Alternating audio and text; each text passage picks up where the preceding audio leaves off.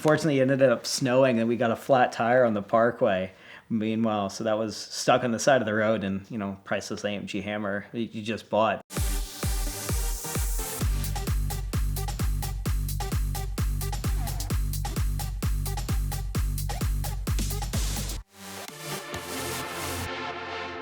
So an interesting car is the AMG Hammer sedan. It actually turns out it's the North American press car. And that was a car that popped up on YouTube. There was a famous video of a famous mechanic that went on to later form a TV series called Lipu and Pitbull, which features a mechanic in Long Island and a Bangladesh car builder, and they did some fun stories, built some cool cars on the History Channel. But it was a famous independent repair mechanic with a big personality in Long Island. Had videos of him running around in New York driving this red Hammer sedan. And I remember sitting in my pickup lane of my college, and my friend was like, I would always watch the video of this car and see the guy driving around, and my friend kind of half-jokingly says, you need to go save that car. And I just kind of look and go, yeah, I need to do that. And it was kind of that defining moment of, I need to go save this car. I ended up working with a great mechanic in Atlanta, Jonathan Hodgman of Blue Ridge Mercedes, and we became great friends. And I was talking with him, and I cold called the owner of this Mercedes shop. I said, hey, do you have this Hammer sedan? And it's funny, I call him up, and I was like, hi, is this Steve? He's like, service, what do you want? I'm like, hi, I'm looking for a car. Do you happen to have this? He's like, hang on a second. And I hear him yelling in the background, like, don't move the car there. I'm like, oh, this is stereotypical New York. This is perfect. So he's like, yeah, I got a Hammer sedan. Like, what do you want? Like, what about it? I'm like, oh, I really love it, looking for the stuff. And he's like, would you ever consider selling? He's like, look, if you're serious, come on up. Let me know when you're going to be here. And I'm like, all right, cool. How about like 2 weeks? He's like, all right, fine. I'll be here for this time. Cool. See you then. Don't know if this guy thinks I'm real or not, but I call up Blue Ridge and said, hey, would you mind coming and take a look? I think I found, a Hammer, a real one.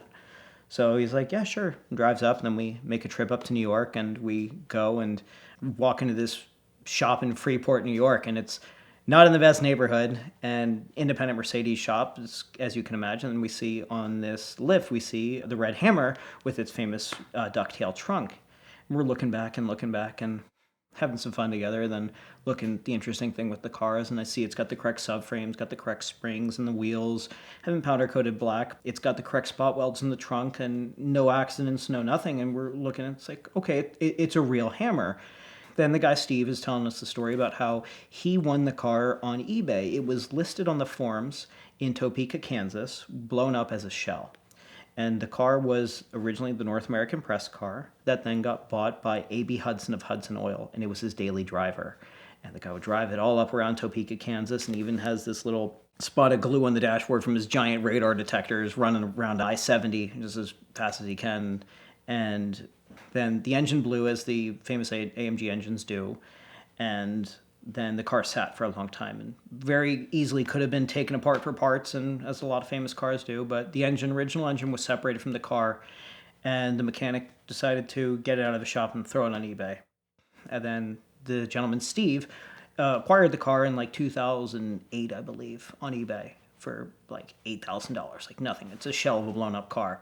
Then a day later, he gets a phone call from this guy saying, hey, Pitbull, I have your engine. He's like, what are you talking about? It's like, this guy came in and he said, hey, he's got this AMG engine, and go through, and he's like, well, what do you want for it? He's like, charge him double for the engine what he paid for the car, since the guy knew it was the original engine. And the engine comes in, he's going through, and he's like, oh, I don't know, this and that, back and forth. It's a real car, and it says Hudson on everything. Hudson, because when the car was serviced, the mechanic in Kansas tagged everything as the last name of the owner. So he was like, oh my God, this matches, the registration. Like, this is the engine. And he was able to said, well, going through the engine, had like a spun bearing and was gone through, and the original engine was reunited with the car. Being the North American press car, it was in the Road and Track magazine, and there was a little bit of red paint smeared in the engine number. So I had the magazine with me, and I was able to verify that's the original engine with that car. So it was reunited back with the car. And we go back and forth, and he was pretty firm on his price, but wouldn't move much at all. And we were like, oh no, this and that. But what's interesting enough was when Hurricane Sandy hit, he had 3 feet of seawater in the shop, and the Hammer was up on a lift. So he knew to save the car. He's like, whatever it takes. I had 3 feet of seawater in the entire shop, and insurance gave him about half of the price of the damage that the shop had. And then my father and I, we ended up talking with him, and he turned out it was going to go to a family, and he was really reluctant, but he needed the money to kind of keep his business afloat, no pun intended. And then we were able to make a deal, and he's like, cool, I really admire your enthusiasm for these cars, and I don't have time to bring this car back, and I want to see this car, go and live a life after as well. So we drive up to New York and got him a certified check, and it took him an hour to get the title out of the safe because he was so reluctant. He knew the car was special and he was attached to it.